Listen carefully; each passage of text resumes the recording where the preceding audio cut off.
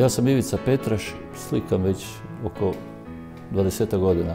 Slikanje je zapravo jedno veliko istraživanje, to je jedno polje kojem čovjek može šetati.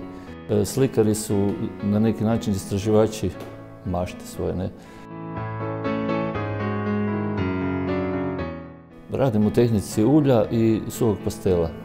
Sad zapravo više se bavim bojom. Istražujem zapravo taj govor boje, mislim da boja je bitnija od forme, pa su možda te moje slike sve više i više možda nerazumljive nekome, ali zapravo mislim da su još uvijek u nekoj sferi nekakvog realizma.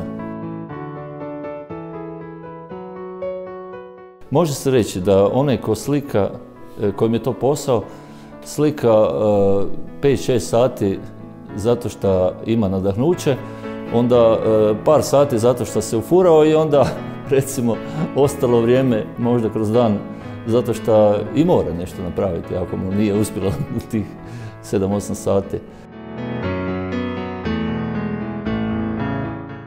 Svaki umjetnik zapravo nastupa kao nekakva individua u ovom poslu, ne?